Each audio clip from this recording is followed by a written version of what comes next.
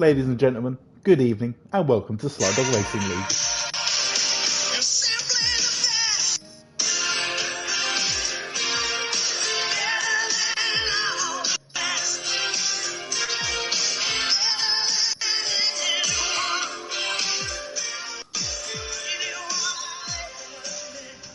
You're a bit early with the queue. We'll have to work on that for next week. But anyways, for next week, aren't we? Welcome. You're gonna have to work. I was perfect. It was all you, buddy.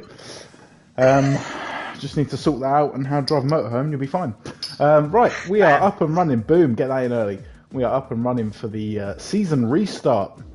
Obviously, we had 2 weeks of some entertaining racing and some entertaining work by Codemasters. Namely keeping the safety car on the whole track for the Japan short race last week, and then crashing the lobby every other race. So cracking work there. Round of applause to you guys. So yeah, that's led to us having a season restart and sort of null and voiding the first couple of results. So all up to play for again. Teams haven't changed. Teams are as they were. So yeah, looking forward to a fun evening. We're in Brazil tonight for the first race. Brazil short qualifying and then 25%. And then we're in the Netherlands, so Zandvoort, obviously a circuit we haven't seen in real life in F1 yet, but has been quite popular on the game. We'll eventually get to see it this year. And I quite like Zandvoort as well. I think they're two very similar circuits, actually, Brazil and Netherlands. Quite short, quite similar in length, and similar type of corners as well. So, Aaron, are we looking forward to tonight's racing? Yeah, I think it's going to be a couple of really, really good races. It's nice to have, obviously, not a short circuit. So, yeah, I think it's going to be an exciting one. A couple of league changes in the rule side of things. So the rulings now are going to be, rather than having a top 10 reverse grid after race 1, we will have a full reverse grid. So whoever finishes that race first will start from the back of the grid, which is going to make for some interesting racing, I would have thought. Definitely going to mix things up in terms of where we see drivers who do well in that first race. And, you know, we've got the normal names that we expect to see doing well in that first race when they get a good qualifying time, but will they be able to get the job done in that second race when they've got so much more of the field to fight through? Obviously, we know that some of them can get it done from 10th position, 9th, 8th, and still have a really cracking race, but that's going to be tough. You've got to get through 19 other drivers to take a victory if you're a victor in race 1. If anyone does that in this season, then it will truly be an accolade to be proud of. We're going to have a little chat with one of the participants tonight. We've got Peter, who is in the Red Bull seat with current champion Granty Boy. We're going to get him in at some point to have a little chat, and hopefully we'll have a little post-race chat with Joseph as well, who is one of the drivers who's been quite consistent in this league so far over the couple of weeks that we've been doing this. Of course, we've got plenty more coming up for you later on in the show. Is it a show? Can I call it a show? I'm going to call it a show. I think we're going to have to start calling it that now, because that's kind of what it's become. It's not just F1 commentary anymore, is it? This is a full hour and a bit of entertainment. It is. And obviously, let's not forget, we've got episode 2 of Beer Chat. Quite an exciting one coming up today, isn't it? Oh yeah, it's exciting. It's a first for Beer Chat. Considering it's only like 3 times, this is a first. Yeah, so we can see a couple of drivers starting to ready up, so maybe we'll try and get Peter into the chat. If you can sort that out, technical director Aaron, that'd be amazing. I can organise this.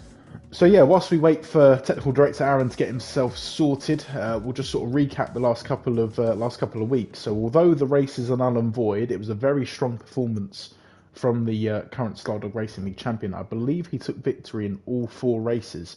That's Granty Boy in the Red Bull seat.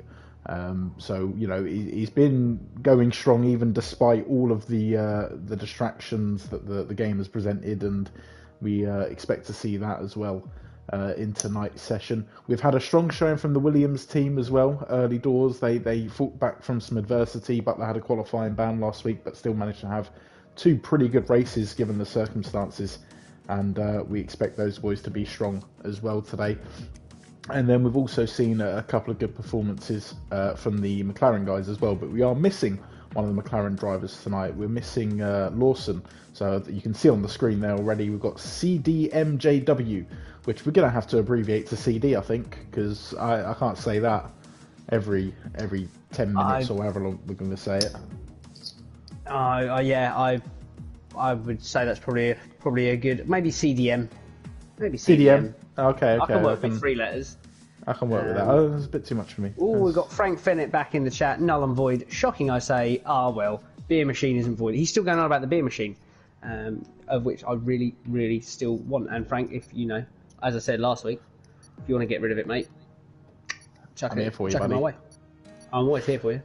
Annoyingly, yeah, I can't see the chat, which is a bit frustrating because that was working a treat for me last week. But I'll see if I can get that sorted. There we go. There it is. Null and void. Shocking, I say. Well, beer machine isn't void. Yeah, all right, mate. Rub it in. Calm down. How are we getting on with getting Peter into the conversation? Is that a go? He has had his invite, so I'm assuming he'll just be checking his audio sharing settings because we don't want any technical difficulties. And then he'll be in the chat with us. So. Looking forward to getting a word with him, seeing how he's getting on. Obviously, just going to be interesting to see if him and Grant are sharing setups and tactics and things like that. Yeah. So it'll be interesting to hear. Yeah, I think he's an admin in another league as well, from what he was saying. I don't know. Maybe we'll quiz him on that, see how it compares to a different league, and see what his thoughts are on the whole setup here we've got at SlyDog Racing League TM. Right, so Brazil qualifying. Looking to see. These guys go pretty quick round here, I should think, as it's not a massively long track from what I remember. I haven't done it in a couple of weeks now, but it's quite a fun track to drive. Make a note here that last season round 20 was held in Brazil, and the driver of the day we gave to NUFC fan Liam, so we know he's capable of some good pace round here. I think there was also the race where we had, it was Rockstar's first race with SlyDog, and he put in a really good qualifying time. Yeah. He did pretty well. And then if I remember, someone ran out of fuel at the end. There was all that drama as well. Yes. Proper mental stuff here. Come on, man. Right, so hopefully we'll see the first couple of drivers getting out on the track fairly soon. We'll start getting some lap times in and see where these guys are gonna be fitting into the grid this evening. So yeah, the prospect of a reverse grid in terms of the whole grid really does intrigue me in terms of, when we start to see the names that maybe not always, but, used to being somewhere towards the bottom or the mid-table, can they hold themselves in the points in that second race for, just to get themselves up the order a little bit more. It'd be nice to see if those guys can get involved. Yeah, I mean, it's probably worthwhile saying as well that this reverse grid strategy does only apply to all finishers of the race. So, for example, a DNF, you would still be starting at the back anyway. Just because you DNF'd first doesn't mean that you'll then start pole in the next race. Yeah, you got to finish to earn that pole position. I think that's a fair cop there.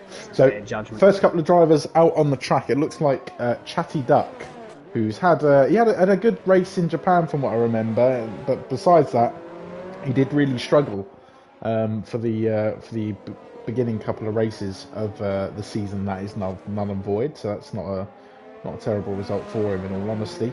But he's going to be the first one to set a time round this Interlagos circuit, so we'll keep an eye on him because he's going to be the pace setter and see what he can do here. We've got a number of other drivers, the track looking very busy already, at least about 10-12 drivers on the track at the moment, so we'll keep it coming with the times as thick and fast as we can.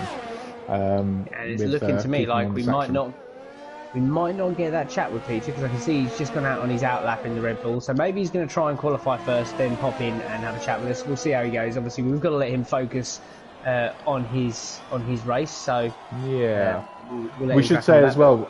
I've just seen at the bottom there, Butler's left the session. He has made it quite clear to us on the Discord that he's got some connection issues. So I think he's doing this from like a Premier Inn or something like that. So, fair play to him if he can get any sort of result. He's travelling. He's just pitching up with Lenny Henry. Gypsy Butler. But there's a lot of fan favourites. He's one of the fan favourites, and he's been a cracking driver to watch since he's joined the league. So I'm excited to see. Hopefully, he can rejoin the session and get involved. But Chatty Duck has just set fastest sector 2. Right, I'm going to stop you there getting excited. He's the only one that's set a lap at the moment, Aaron. He's just gone round and has set. It's just been beaten, hang on. Yeah, that's what I mean. He was the first one out. He's going to be fastest. 100%. Oh, There we yeah, go. we need to get a bit more. I'm not even focusing. I feel like You're Chris not even Kamara focusing. right now, buddy. How's he I was too track busy looking at my track map down here, just ready to point out that it's a twin DRS circuit.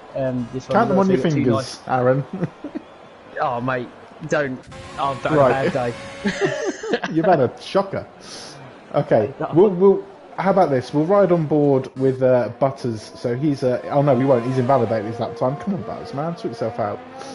James Punt then. James Punt's going to be next across the line, it seems, in the Mercedes to set a lap. Let's see where he can put himself on the board at the moment. We've got a fastest lap from Granty Boy to be expected. Not by the normal sort of 1.5 margin though. I wonder if that's on the mediums. Yeah, that's on the mediums. It's on the mediums.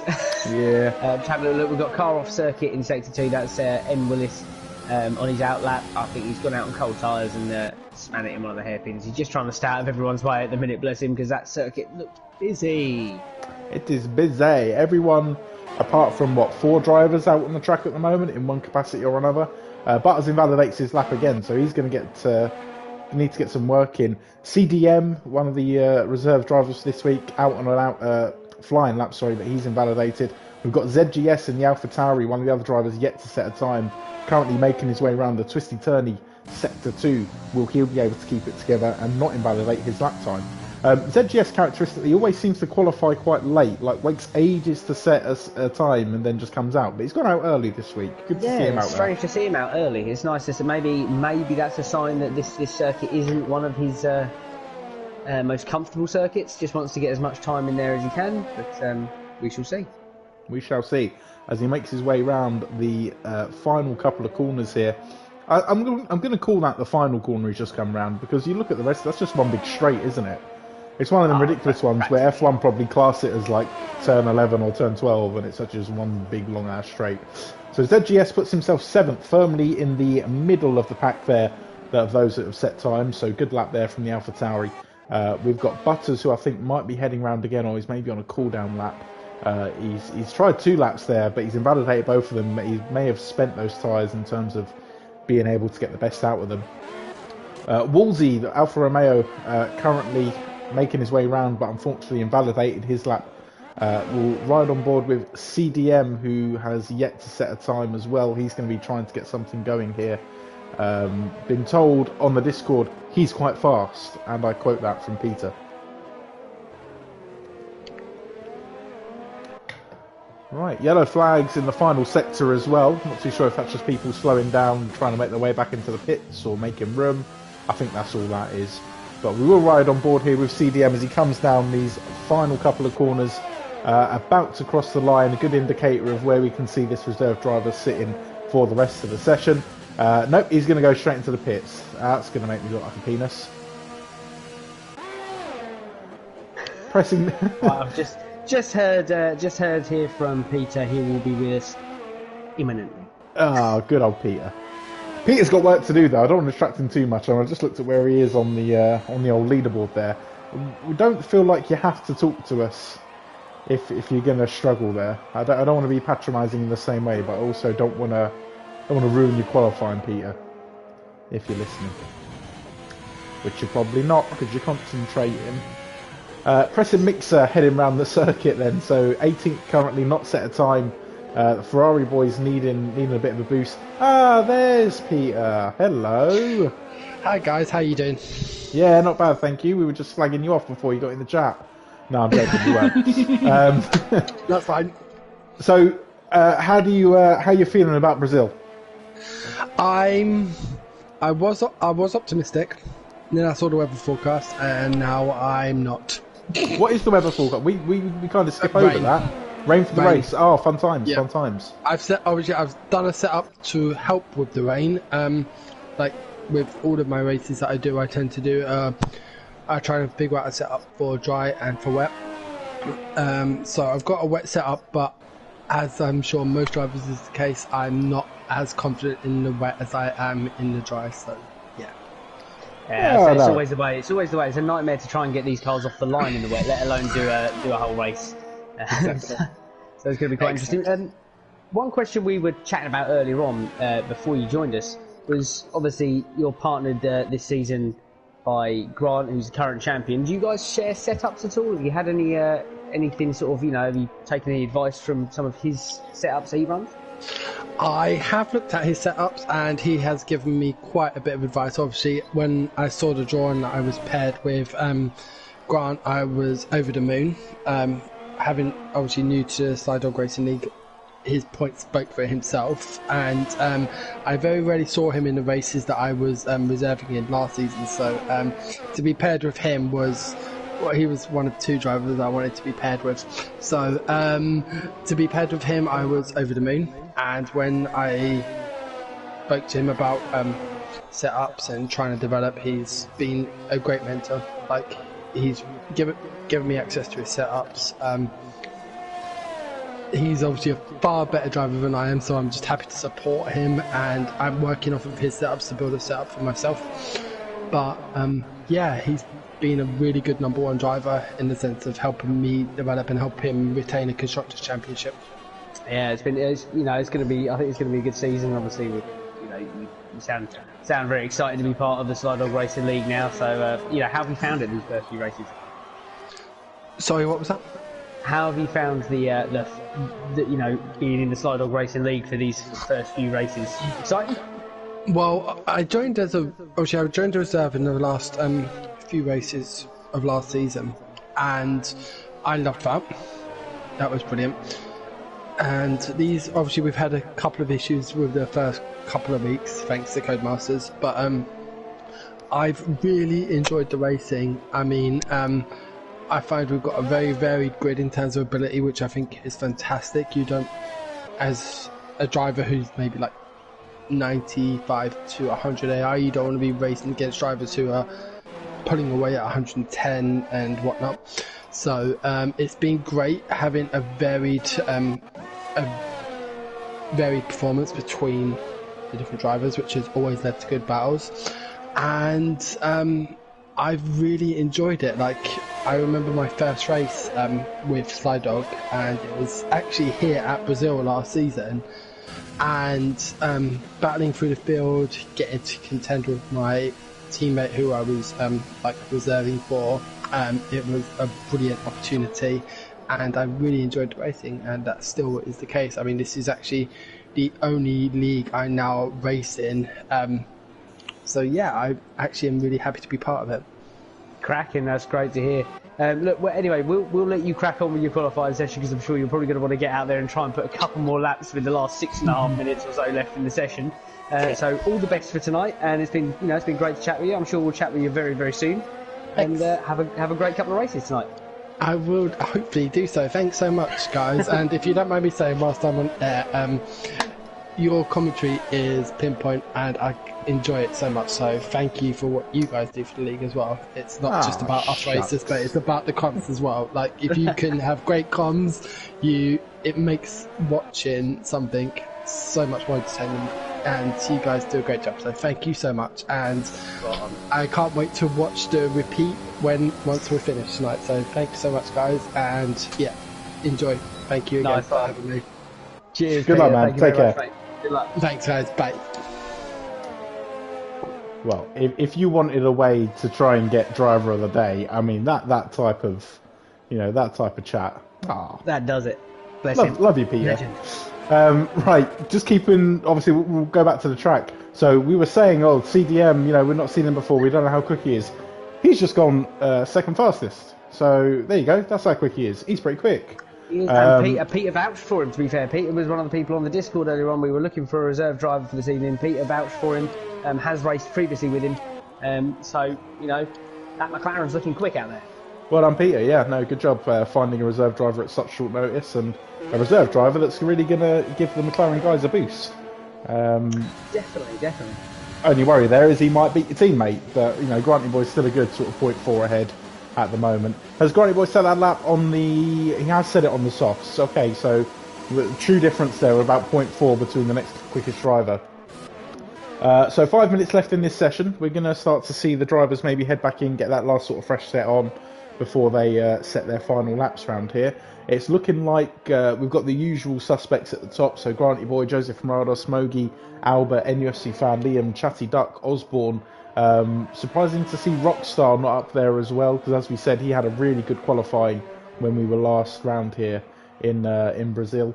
And a little bit of work to do for Butler also. But as we know, Butler is struggling with some what do we call it, interwebs connections. So he needs to get better internet. Maybe pay for that premium Wi-Fi at the Premier Inn. You know, it's worth it. It all goes in then in his back pocket, but you know he's struggling these days. As we said earlier on as well, it's good to see Joseph Marados keeping that consistency there, being up the top. And oh, Jesus Christ, Butters! I'm just riding on board with Butters at the moment. He's just mowing grass. Like he, what is going on there? You can. There's track. Go on the track. I think he's just trying to stay out of the way of those that are on a hot lap. I know, but he's literally done the whole of that lap on the grass. That's fantastic. But going back to last week as well, big shout out to Mogi for that race in Monaco. What a drive! That's brilliant, and the audacity to go for that move on the last lap as well, when he had absolutely no need to, because he was ahead on penalties. And I'm pretty sure he knew that as well. And he just went for it. It was just like, yeah, go on, why not? We'll make it entertaining. I think it was a little knock there as well, across the line. It was really entertaining. Can't remember who it was against, but yeah, it's cracking drive. Really made the evening, that move there. So well done, Mogi, and keep it going, buddy. Mogi, I remember, had a bit of a tough night last night. Last time we were here in Brazil. I think he was involved in a bit of a spin on turn 1 that cost him his race. Yes, I actually have it written down. It was lap 17. He was having a big battle with Butler, I believe, and I think it was, like you say, coming down to turn 1, which was such a shame because they were having a great battle. Albert the Wit, though, about to come over the line. And he's going to not improve his time. He did, actually, by a tiny bit, but it's not going to get him anywhere further up the grid at the moment. Joseph Marados as well, just trying to make his way round, but he's invalidated. Looks like we've got Chatty Duck out on a flyer as well. He's about midway through Sector 2, so we'll keep an eye on him as he makes his way up to Sector 3. He's got a gap of about 0.2 to make up on Albert if he wants to get himself into 5th. But so far it's looking like it's going to be a strong night for the McLaren boys, currently sitting 2nd and 7th. NUFC fan Liam will want to be getting himself a little bit further up the order to support his teammate CDM on this occasion. Chatty Duck isn't going to get anywhere near his time. Looks like he's going to go for another flyer straight away though. Further down the order, we've got the McLarens paired up nicely. James Punt and Leonard Cam sitting in 108.4s respectively. Both of them trying to get themselves possibly a bit firmer into that top 10 and give themselves a real good run for some decent points in this first race. He does just set a fastest Sector 2, does James Punt, so that's looking like a very quick time. We'll keep an eye on him as he comes around the final couple of corners here, because this could be a very quick lap indeed. We could see him shoot up the table here, coming across the line. What's it going to be? It's going to be good enough for 7th, a 108.1 for James Punt, so he's gained himself 3 places there and put himself right in the mix. I mean, looking at that top sort of 7 places now, you've got at least a different team occupying those top 7 places, so yeah, really is going to hot things up in constructors. Every 10th you can take off of your lap time at the moment is massively counting, because look how tight some of those times are. Oh yeah, they are it's really getting close there. Incredibly close. We've got Mogi who's set off on his final flying lap, it seems. CDM as well, who'll be looking to try and maybe take pole away from Granty Boy. He has just set a faster Sector 1. I think we'll keep him board with him because he's 800th up at the moment. He's got a lot more work to do if he's going to get anywhere near Granty Boy, but it'll be interesting to see how close he can get. Will he be the closest person that we've had so far to Granty's qualifying times? He could well be, It's going to be an interesting one. It'll be interesting to see what happens off the line, especially if, like Peter said, the weather forecast is set wet for this race, so... completely going to change the way we do things. Saying exactly. That, Mogi has just set a fastest Sector 2. He's gone purple in Sector 2, so we'll watch Mogi go across the line first. Will he get any better than the 4th on the grid that he's on currently? He's about to come across the line, and he's going to stay 4th. He ends up 0.3 slower than his previous lap time. CDM also about to come across the line after having a blinder of a lap. He does set a 107.3, which is a couple of hundredths quicker but it's not going to be good enough for pole. Chatty Duck looks to be coming across the line. Nope, he's going to be on a little cool-down lap there. That's not going to be a timed lap. Rockstar's 2 seconds slower than his previous. James Pump's invalidated. NUFC Fan is invalidated, although he was going almost 2/10 quicker. So that would be a massive shame for the other McLaren driver, NUFC Fan Liam. Osborne currently a 10.5 up, so we'll ride on board with him, I think, as he makes his way round. He's still got a good chance of gaining a few positions, currently sitting there in 10th. Maybe he can make it a full throw lockout with his colleague Rockstar if he can get into that 8th position. He only needs to find about a 10.5. Those guys have been working really well as a team, as we saw in the last couple of races, so it'll be interesting to see. That's not going to work. All the grace there of me driving a motorhome into the workshop. Ouch. All of it. There we go. Ouchies. Although, Tom, it's getting closer. It's getting closer to the first episode of Beer Chat for the night. Should we do it? Hit it up, man. Hit that jingle up. Aaron and Tom's Beer Chat driving theme.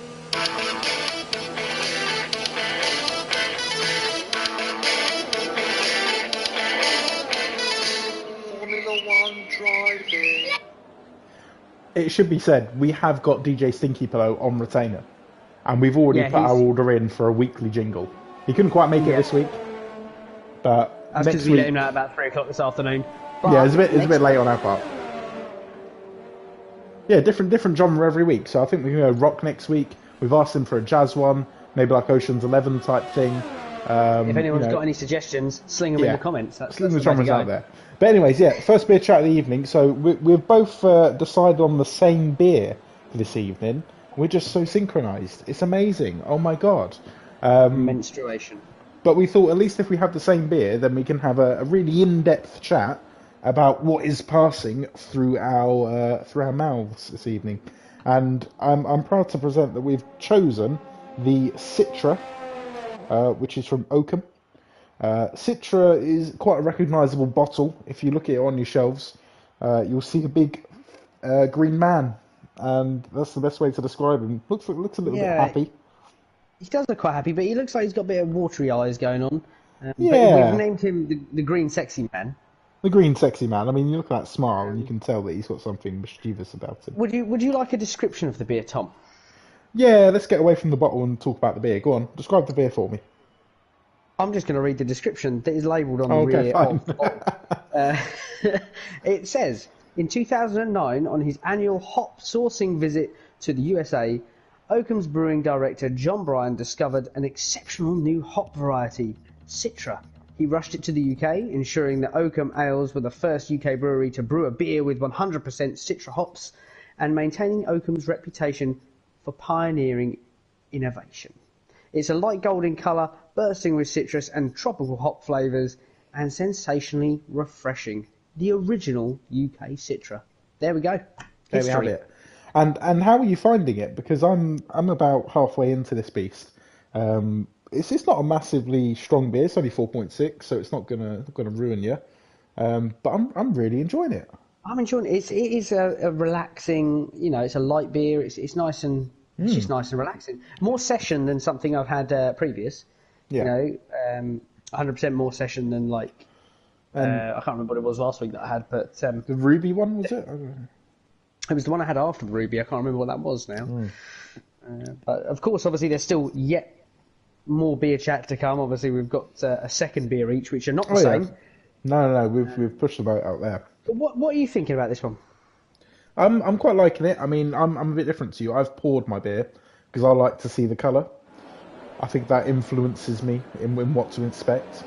And I'm quite happy with it. I'm glad I made my choice. I always sort of look at these beers with a bit of not a bit of fear, but a bit of like, oh, it's something different. Do I dare go for it? And I'm glad I did. I'm enjoying the Citra. I'm going to give it a solid 7 out of 10. Do you know what? I'd be in agreement with that. And I think with that, as they were on the formation lap, it's very damp here in Brazil. It's time for that closing jingle that we so dearly love. Beer chat closing jingle.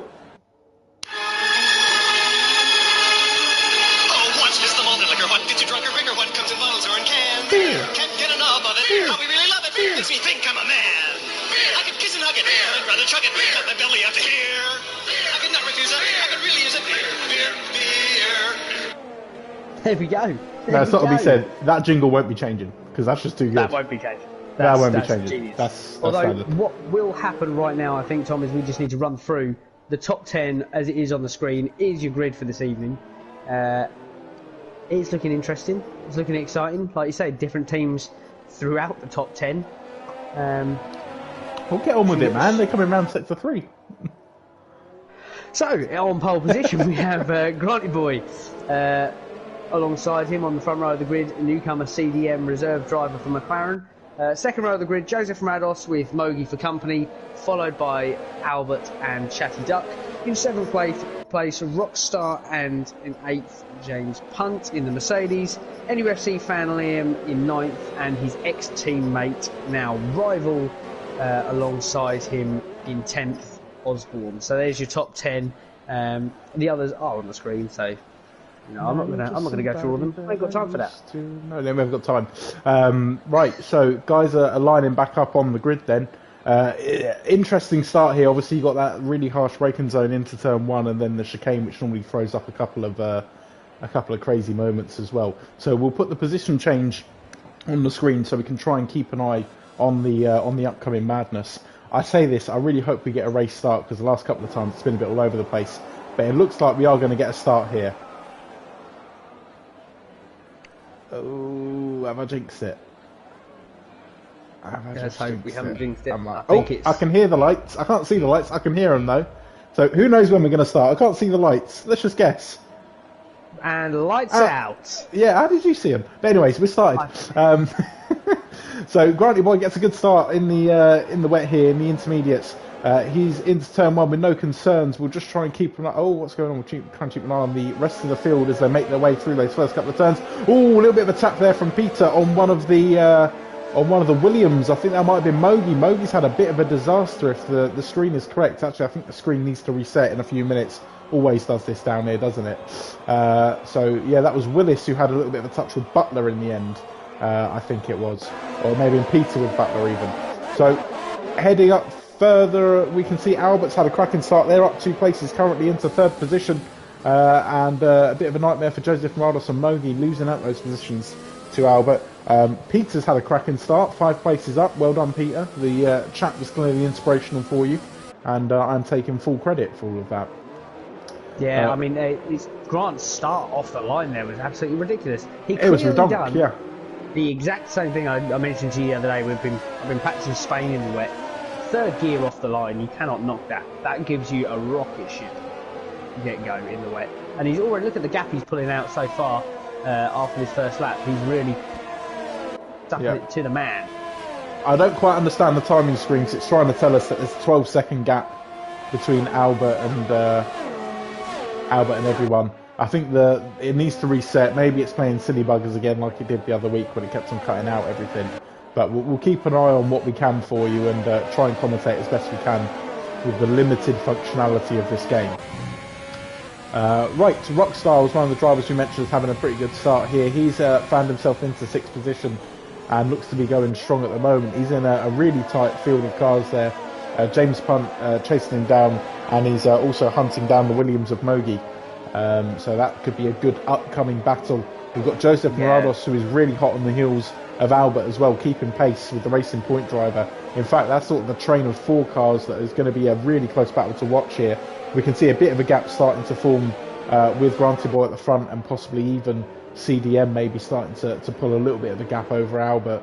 But even then, I think, on how defensive Albert goes to Marados. We know Marados is a very, very quick driver, and he's not afraid to go for a move. So a bit of Renault on Renault action there. Just seen Trem not seen him make a move, but we just saw it on the screen that he has made a move there on Butters, on his teammate. So Butters looks to be coming back though, maybe trying to get the inside line on that turn there, but it doesn't look like he's going to have the beans to get it done here. Pressing Mixer looks to have had a bit of a spin because he's dropped down the order massively all of a sudden. So a bit of a disaster there. Chatty Duck, one of the names we haven't mentioned yet, down 2 places from his 6th position on the grid. He's got some work to do to regain those positions. But Trem is moving up the order quite nicely, although as I say that, I've jinxed him. He's the first person to get a corner cutting penalty at the moment, so we'll need to be careful here to make sure he doesn't compromise himself too much as we head into this race. So drivers starting to settle down now as we head around the first couple of laps. We're already 3 laps in to this 18-lap race. Mogi now really starting to close the gap on Joseph Morados, 0.7 of a second between these guys. Yeah, I'm excited to see exactly what Mogi can do here. We saw him have a great race in Monaco, as we said earlier on. He's been a very consistent driver in that Williams. Unfortunate here last time out, but I think he could catch Morados. Morados isn't really pulling a huge gap on him. It'll all depend on how far he can get away from Rockstar. We've got to remember there's no DRS in wet conditions currently, so whilst these cars are on inters, there'll be no DRS advantage. So it's all going to come down to the use of the fuel and DRS. Yeah. Right, so we've got these guys coming around for lap 4 now. We'll ride on board with Rockstar for a little bit, I think, because he's the closest one at the top there to maybe getting a move done. Now only half a second away from the Williams of Mogi, and a safety car on the track. Looks like Willis has had an incident there around the final couple of corners, so in sector 3, and this will tighten up the field quite nicely. Is it a bit too early to pit? I don't know. Will some people take this opportunity? So I don't think some of them will even be pitting. I mean, I think it could be... ZGS he's in the pits currently. He's having a front wing change, so he might well have picked up some damage there with M. Willis. Obviously, still unsure as to what happened. His car was sort of... We've got a Ren... Oh no, it's the car waiting to pick up Grant. But it looked to me almost like his car on the map there we saw was just on the edge of the pit box. I know coming around those final couple of corners, if you just click the inside too much, it is very, very slippery on that sort of green sheeting on the floor. That's like in the wet as well. It's going to be in the wet. It's horribly slippery. So 5-second penalty for Osborne for exceeding track limits, and I think that's maybe worse under the safety car, or maybe it was just naughty boy. Naughty Osborne. What's he done that for? Maybe it's just a little bit worse he did it under safety car. I don't know, it seems a bit harsh. So just having a look to see who comes into pit really. No one else coming into pit, it seems, from the front runners. Everyone's still happy to stay out there. Maybe they're not going to stop at all. I mean, it is one of the strategies that were listed for this race, but you don't know, some people might like the idea of just freshening up those tyres, and who knows, it might even dry out enough to get on the slicks. Can't see that happening at the moment, but there is still a good 13 laps to go. Butler has gone into the pit, so he is one of the drivers who's going to take this opportunity, as has Pressing Mixer. Pressing Mixer we saw had a spin, I think a little bit earlier in the race as well, so obviously maybe he's picked up some damage there that he wants to get sorted. So, early part of the race here, and we've had a fairly non-eventful start other than the retirement of Willis. So I would say for a wet race, it's been very clean. To be fair, it's been quite enjoyable. Yeah, it's been quite measured. Nothing to... What did you just say? Making it look very professional. Professional. I think your mic is cutting in and out a little bit. I don't know if that's a thing. Hopefully that'll come back soon. Yeah, that sounds better. Right, so a couple of people with penalties now. So Peter has also picked himself up a penalty. What did he do that for? Come on, Peter. We had faith. It was going so well. 3-second penalty for Peter. Yeah. That's going to be track limits, isn't it? Other guys. There's still time here. Ooh, severe collision with Osborne for Leonard Cam, 5-second penalty, and it looks like Chatty Duck as well has maybe been involved with that somehow, because he's found himself with a 5-second penalty. Meanwhile, we see Osborne diving into the pit lane now as well, so is he taking that penalty and thinking... I'm going to keep an eye on him and just see if he goes for wing, if he's got front wing damage. Wonder if that is the case. Has his pit crew got one ready? It looks like they might have. Yep. So they're waiting for that 5 seconds as well. Possible major incident there that may need a bit of reviewing depending on what happened, of course, and it's difficult to speculate when you haven't seen, but an incident like that under the safety car, you can only assume that someone has made a mistake somewhere, whether it was intentional or unintentional. We have had another comment here. Sorry, Tom. Another comment there from Frank on the chat saying it's the only time that we'll see Granty behind another car, which is probably until. But look, he's trying to overtake the safety car. Look at him. He can't stand it, can he? Absolutely. Animal. Look at him. Oh, man. Although it's going to be exciting. This is what's going to make a full reverse grid exciting. It's going to make it a real challenge. So it should, in hopes, even out the championship somewhat. Just do anything to make Grant's life difficult. Yep. So Butler's left the session really at the wrong time there. It feels like the safety car's probably going to be coming in this lap. But again, we know that he's been having internet issues. We know that he's in a Premier Inn somewhere, having to pay £5 extra a minute or something for decent internet. I just hope that you get a decent breakfast from it in the morning, because I know Premier Inn actually do a pretty good breakfast. They do. You can't knock a Premier Inn breakfast. Although I must say there's one complaint. So if there is anyone watching from Premier Inn, bring back the smoothie. The smoothie was where it was at in the morning, and then they took it away. They got rid of the smoothie. You leave me now. No, I can't do it. Right, we're going to restart here. We've got to focus. Come on, Aaron. Oh, ZGS gets a yellow flag penalty there. Not taking attention of the yellow flags. 5 seconds. Pits for one of the McLaren drivers. It's not McLaren. Mercedes. Landcam has gone into the pits. Okay, on the restart, a bit of an odd decision, but we'll see how that plays out. Possibly some damage there for Landcam. I know he was involved in the incident. Murados and Mogi side by side. Sorry, going into sector 2. Oh yeah, no, I'm with it. Oh, Mogi's kept it. He's done well to get that done there. He obviously just had to run out of that and second Rockstar turn. as well, having a nice little battle there with Butters.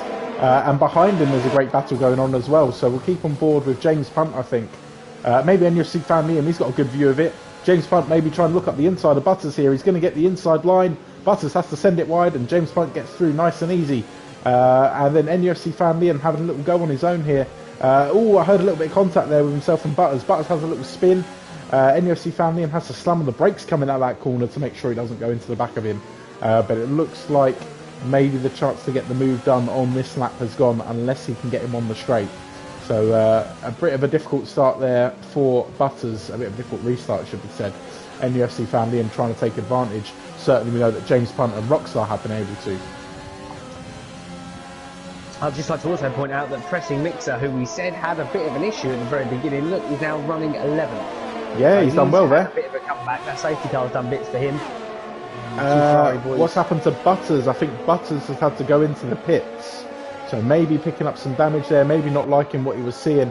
We've got Trem and NUFC fan Liam having a nice little battle. We'll ride on board with Trem as they head round this, well, would be the second DRS zone if it was dry, and into this twisty-turny bit of Sector 2. Will Trem be able to close that gap and try and get a move done, or will NUFC fan Liam start to pull away? Both drivers on 3 seconds penalties. It should be said, NUFC fan Liam all over the track there. Really lost some time hitting on that grass. I'm not too sure what happened, if he just lost it ever so slightly. But Trem looking like he's struggling to capitalise himself as he really struggles to keep control of the car through this twisty-turny section of Sector 2.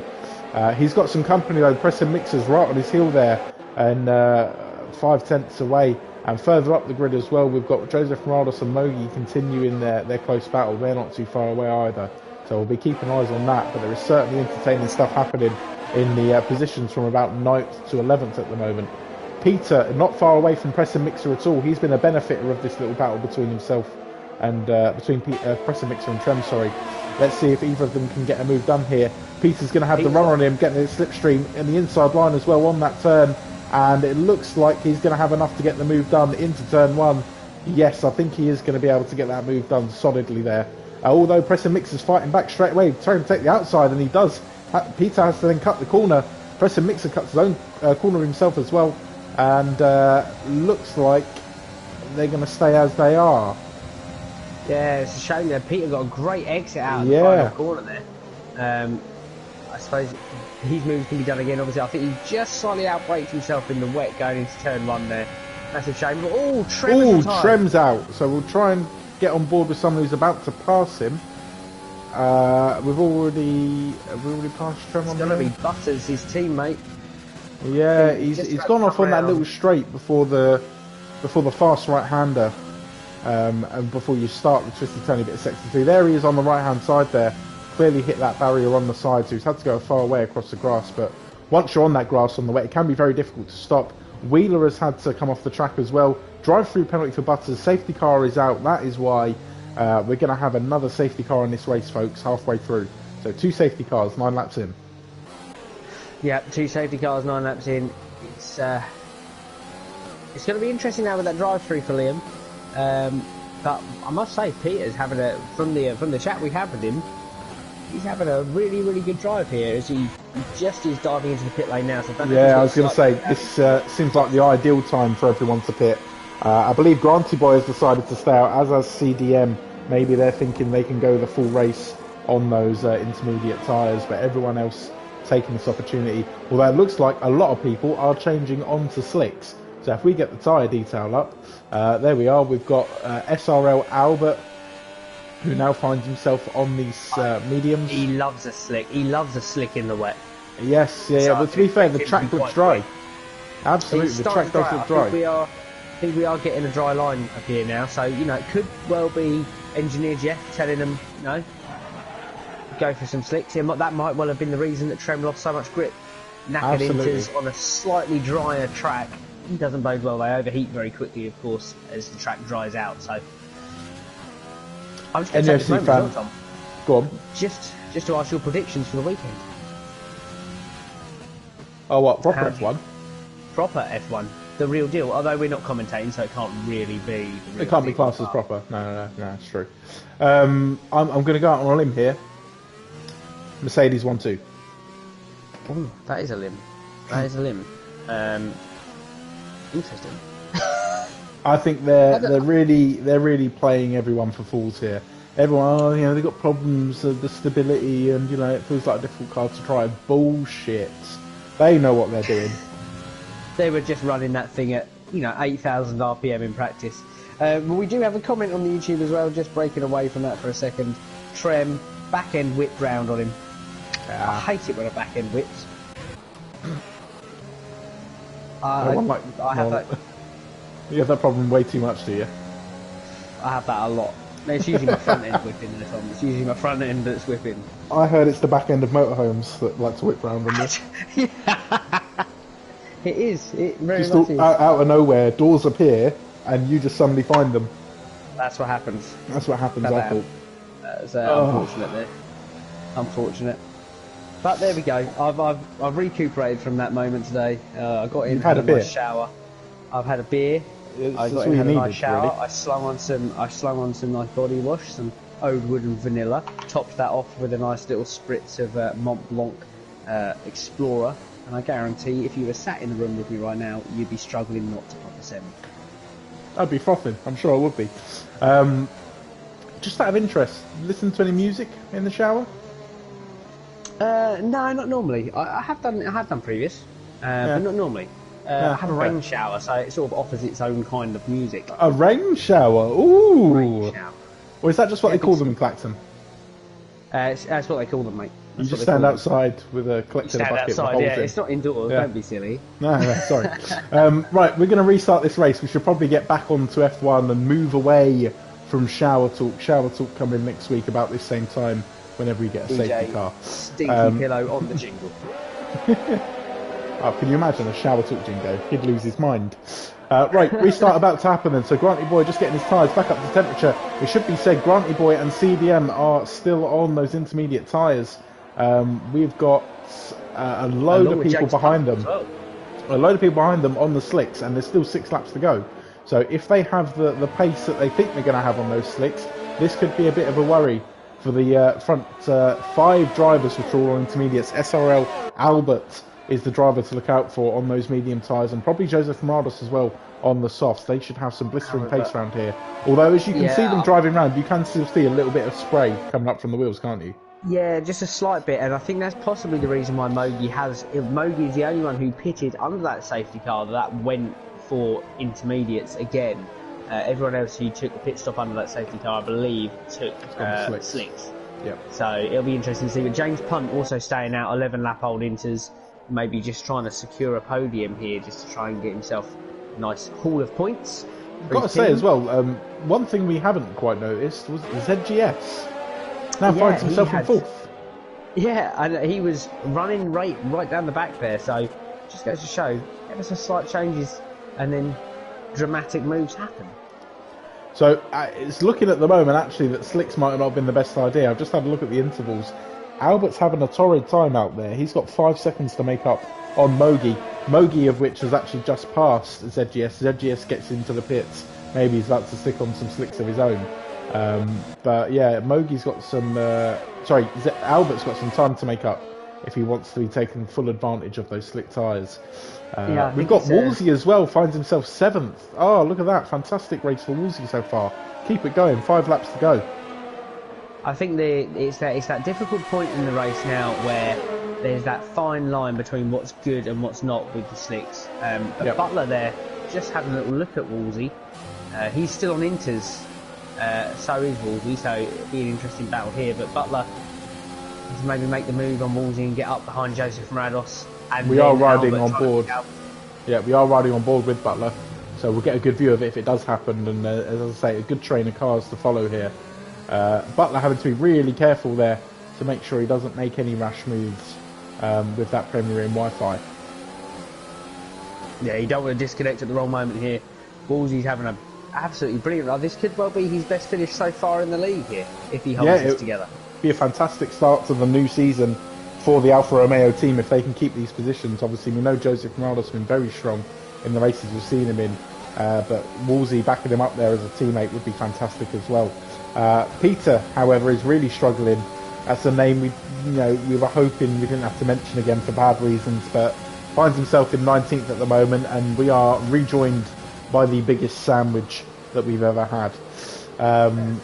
DRS has been enabled as well, it should be said. Sorry, for these last 4 laps. Woolsey eventually does lose the position to Butler, so Woolsey now finds himself chasing down the Williams, and he's opened the door really for Butler to get on his teammate Joseph Marados, and he passes him with ease there with use of the DRS. It should be said Joseph did have DRS as well, but it's maybe looking like those Inters still have more grip out there, and I don't think that the guys on slicks are going to be able to capitalise here. Yeah, Woolsey actually gets ahead of his teammate as well, so fantastic work there.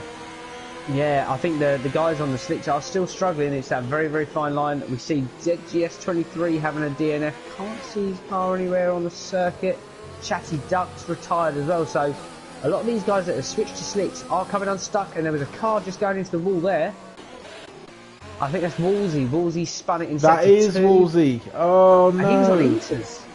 Yeah, that is a shame. He's in 9th at the moment. He's got a fair 13-second gap if he can get himself going again. Grant has come into pit lane.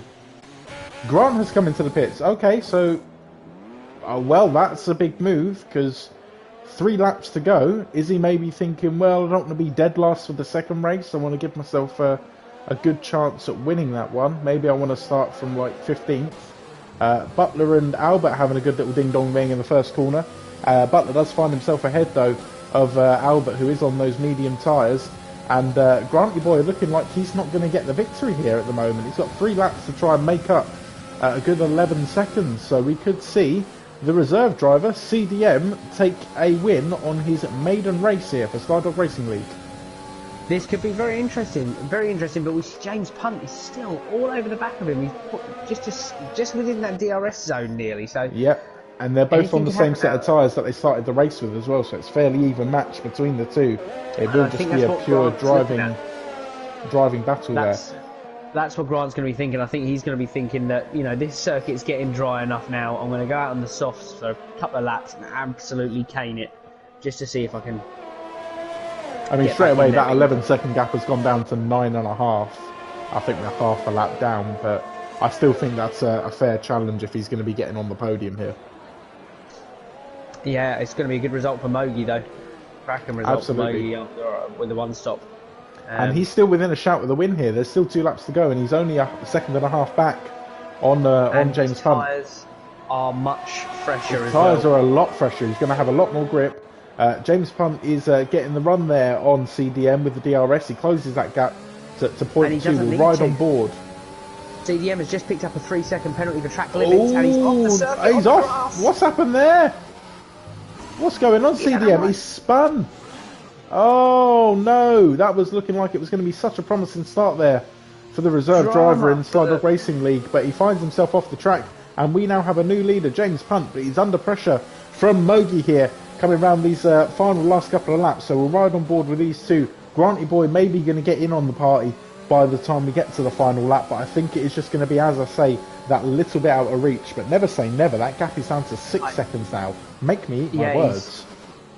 Grant also running a 5-second penalty there for speeding in pit lane, I believe. So unless that is a glitch with the game, this will be as it stands. So for Mogi and James Punt, it'll be interesting to see now with the fresh tyres, the DRS enabled, what can Mogi do? This could be one hell of a first race for him this season. So Mogi's not going to try and risk anything on this lap. He has gotten very close to James Punt there, and he's going to have DRS in this next zone as well. But James Punt seems to get a good exit there out onto the second main straight of this circuit. I can't help but notice there, Tom, how much James's rear end is starting to slip round a little tiny bit. Just looks a little bit unsettled. Mogi, the little tap there, yeah, as they start to make their way into sector 2, and we've seen so many drivers go off at this point in the circuit tonight. I don't know if it's particularly slippy or they're just catching the wrong part of the curb, but a lot of drivers go off there. Trem went off there. We just saw CDM go off there. I think ZGS might have to go off there at some point as well. We've had news there from CDM. It was a puncture. Oh no! So he just went a bit too far on those tyres. Puncture, pulled him over onto the glass. Granty Boy's got himself back into second. We didn't even keep an eye on that, did we? And he's going to pass James Punt with ease as well, it seems. Yep, there we go. Those cracking move as well. He's struggling a little bit there, but those soft tyres certainly getting the job done. So it should be said, if CDM had a puncture, I think James Punt is on the same old tyres, the same 16-lap old tyres. So he must be absolutely packing himself. Very dry circuit as well now, so he's going to have to really look after it, maybe even sacrifice that position. He's now got a penalty, so it might be worthwhile not holding Mogi up and just seeing what happens. But I mean, you look at those tyres, I think you can even see that they're maybe starting to blister a little bit as well. There's little lines on them. So he really needs to be careful here on this final lap. Don't want a sort of Lewis Hamilton at Silverstone situation. No, exactly. I mean, it's these corners here, these long sweepers that really put that pressure on your tyres. The longer the corner, the more pressure that's put on them. The last thing you want is for one of them to let go, and his back end is still looking very unstable, as I said earlier on. So Mogi's very, very close as we enter the final sector of the race. And Butler, I think, is just going to... sorry, not Butler. Mogi is just going to bide his time, though, I think. Unlike what he did in Monaco the other day, I think there's no reason for him to try and make the move. He's got the position sewn up. There's been so many incidents in this race. We've lost 5 drivers to this circuit already, so I think he's going to just take it nice and easy. But it should be said, Granty Boy crosses the line here. James Punt all over the place there. I think James Punt might have just had a puncture. Did he just go? But he's going to make it across the line, and he's going to keep third. So fantastic work from the Mercedes driver to keep the position in the end. But my God, it looked like he was struggling out there towards the end. Mogi picks up a fine second place. Joseph Morales leapfrogs Albert into fourth with the penalties. Rockstar and Osborne finishing as a pair, 6th and 7th. Great work there from the Haas team. And Butler's done well to get himself up there as well, despite his connection issues, getting himself a solid 8th. And rounding out your top 10 is NUFC fan Liam in the McLaren, and Leonard Cam making it a double points finish for the Mercedes guys in 10th. I must admit, it's quite impressive to see there that obviously we're going to have Grant starting from the back of the grid, but he didn't just make his way back from 4th position after that pit stop in 3 laps, but he also pulled enough of a gap to overrule that 5-second penalty. So those softs were definitely a worthwhile pit stop. Such a shame. I think he got on them at the right time. Yeah. Yeah. I think maybe a lap earlier, but to just solidify it. Yeah. What a drive. I think other people maybe got on them a little bit too early when that safety car came out at lap 10 and really struggling in the wet. But no, Granty Boy got on the softs at the right time and just obliterated the field in those last couple of laps there. So well done to the Red Bull driver. He put us at doubt for a minute there, but literally only for a minute. Before we knew it, we were eating our words, and he's back up to 1st position. So the question begs, though, Aaron, we do need to reward a driver of the day for that crazy race. And just looking at, I mean, I always like to look at where they started on the grid and where they ended up. There's no massive movers for me, other than maybe Butler, who's gone 17th to 8th. But I think just on the sheer way of playing that, in terms of the balls to get onto the soft tyres and still get the win, I think I'm going to have to go with Granty. I think I will agree with you there. The balls to get on the softs there, and those moves that he was making at the end there, really, really tight, nice moves up the inside of James Punter Mogi. I mean, look at the fastest lap there as well. Yeah. So yeah, I mean, a great, well played race there. I think I'll agree with you. Driver of the day, Granty boy. Solid driver of the day. That was note from Grant there. That was effing intense. Come on, keep it. I think, good Tom, job. are we taking a quick break now between races? We're going to take a little break, and we will be back very shortly with the second part of tonight, where we head to Zandvoort for another fun race. Indeed.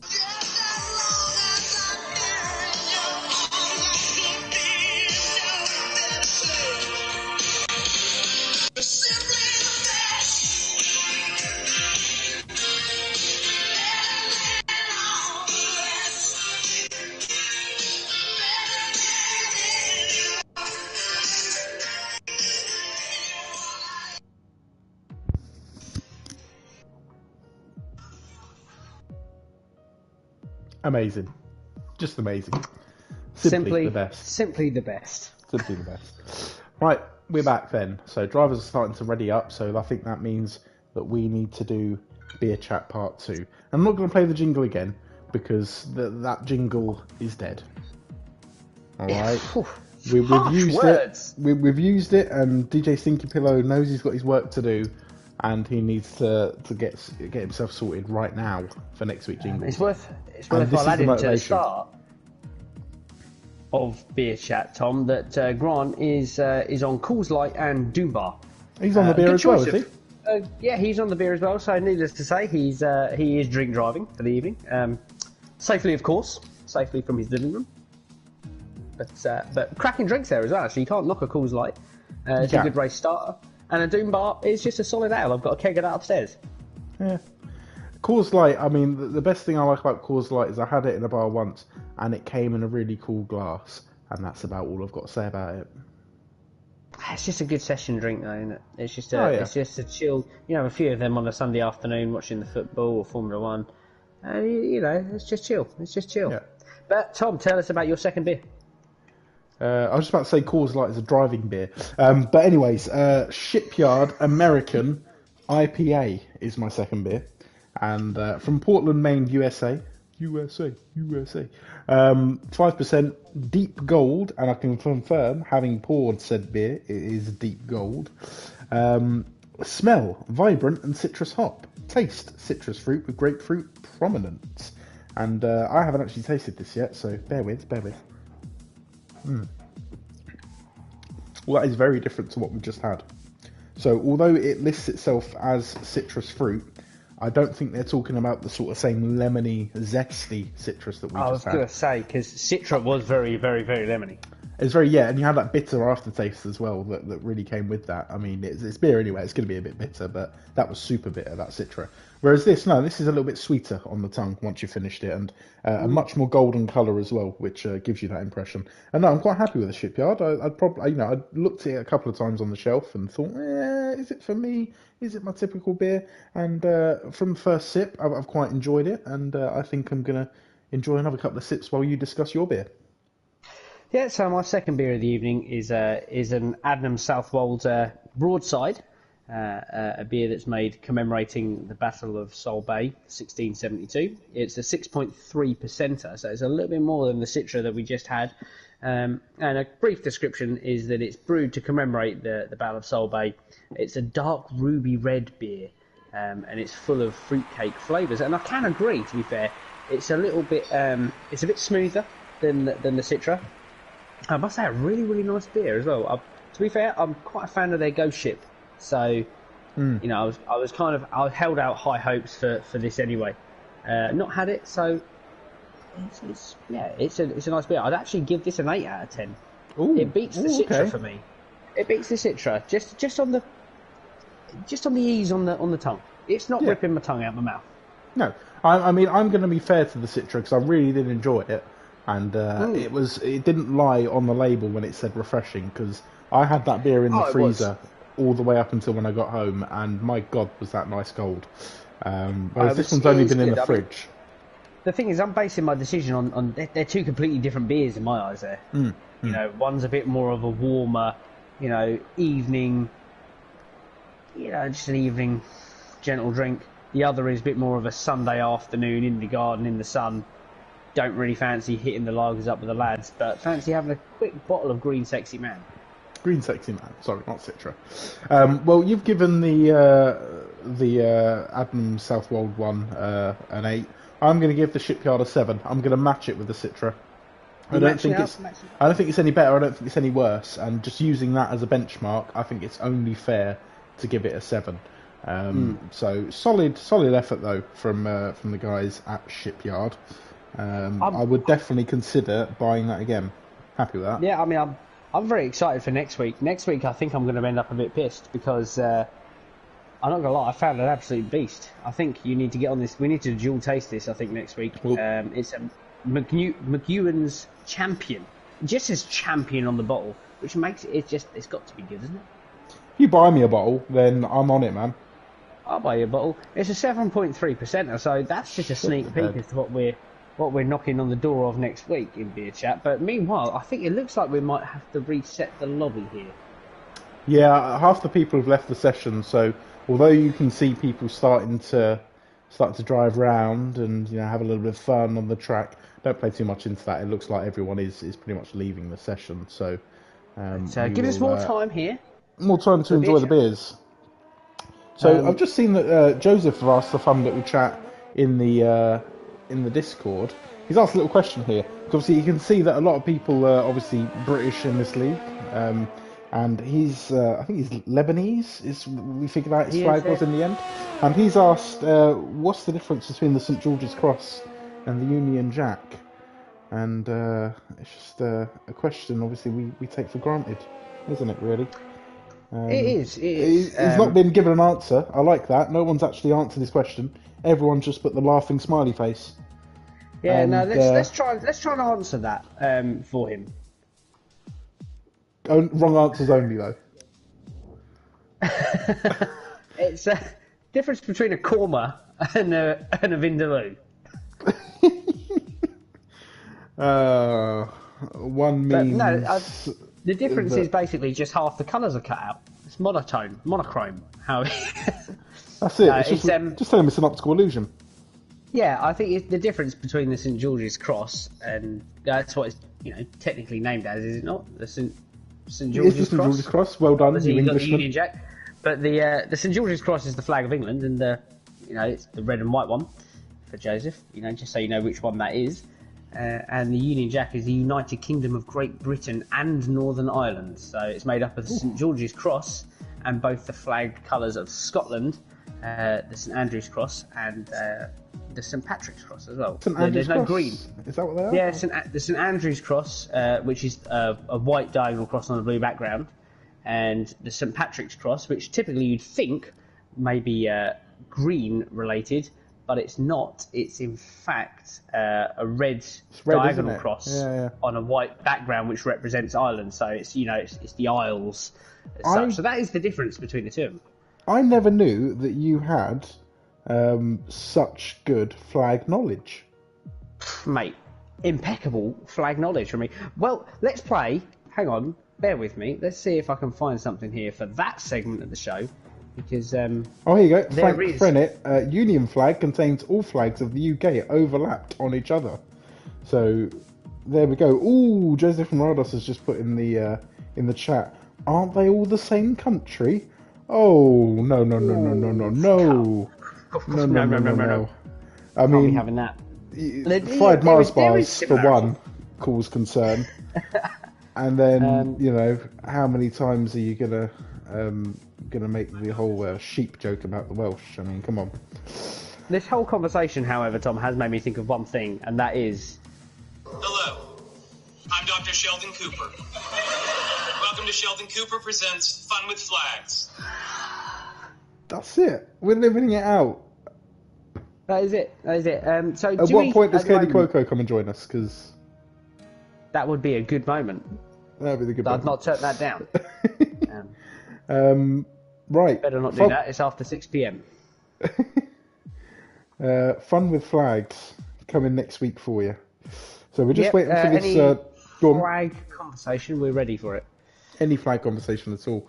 What's your favourite flag? If you can't pick where you're from, what's your favourite flag? Stars and Stripes, baby. Really? Yep. Stars and Stripes, simplicity. It's just badass. Mate, you can put that on anything and it instantaneously becomes badass. Harley Davidson, badass. Dodge Charger, badass. Although that's more of a, you'd think more of a Confederate flag when you think Dodge Charger. But anything with the state's flag on it is badass. Naturally, putting it out there. What's yours?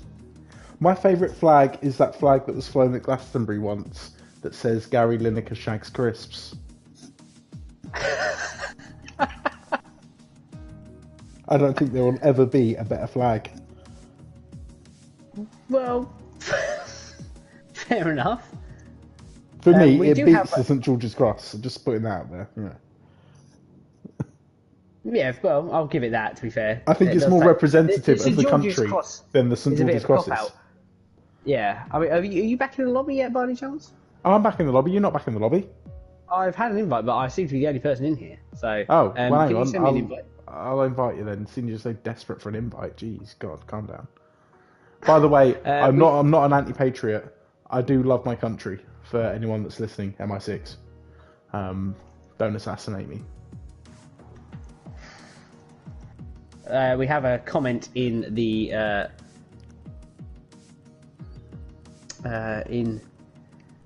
chat here from Frank again. Northern Ireland, please. He wants information on Northern Ireland and not Ireland. Now, the difference between the two of them, I believe, is Northern Ireland.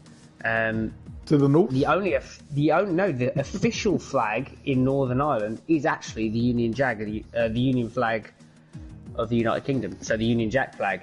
Have the you Ulster just quickly banner was. Go on, have you googled used. this or? Yeah, but fantastic. believe it or not, I'm gonna point out that the Irish flag, Ireland, the green, white, and orange, is just a reverse of the Ivory Coast flag. That's a fun fact. Who came up with it first? Because I'd want to know that argument straight away. I can imagine Didier there's Drogba. intense... Yeah, Didier Drogba, probably. I can imagine intense battles between an Irishman and Didier Drogba in a bar somewhere in West London, just trying to have that argument, orange is the best. No, green is the best. And, we both like white, though. Hey, beers.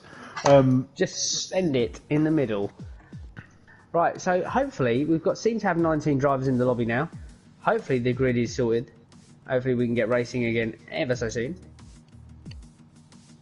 Yeah, it'd be nice to. I was quite enjoying the racing, and then now we've just had to talk nonsense for 20 minutes, and I think that's taken away from the great racing. Fun with flags. I hope I've got that right for you, though, Frank. I hope we cleared that up with the Northern Ireland flag. So technically, like I say, the Northern Ireland flag is actually the Union Jack. I've quite enjoyed talking nonsense, but it looks almost like we're ready to go here. Too quick there. Someone's not ready. Jesus. And he just put in a silly fact that the flag of Paraguay has 2 different sides. Does it really? I'm going to Google it. Oh, I'm Googling it right now. Right, let's get on this. Any flag facts are greatly appreciated in the chat. Paraguay flag. I'm going to just Google that. 2-sided. Yeah, man, I want to... Oh, there you go. First thing that comes up. If you Google Paraguay flag, 2 sides. It is true. The flag of Paraguay is unique in that it has 2 different sides. On the obverse, Paraguay's national coat of arms, and on the reverse, a lion sitting in front of a pole mounted by a cap with the national motto, which is Paz y Justicia. Maybe. Peace and justice. Look at us. Look at us with Paraguay. Look at our double-sided printer.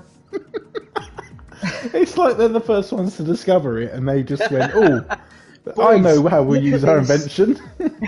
Look at this flag. There's 2 sides to it. Fancy doing a couple of different things? Oh dear. Do you think Great it's fact, just a... though, from Frank.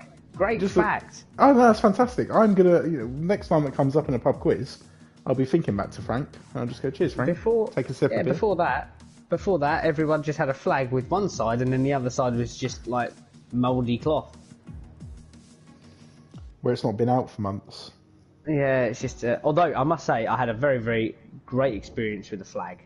A couple of years ago now, when I went to Normandy for the 75th anniversary of D-Day, actually got to fold and hold my favourite flag, the Stars and Stripes. Not patriotic, but it was there. They were looking for people to lend a hand with it, and it was actually a flag that was on board a ship for the anniversary of Pearl Harbor, and they were asking for people just to hold it out on Omaha Beach, obviously Saving Private Ryan, etc., etc. D-Day, massacre as such. But yeah, no, they asked for people to hold it out, and national anthem was played, this, that, the other. I'll tell you what, it was one hell of an experience. It was awesome, and that was one big mug in flag. They do everything big over there, though, didn't they?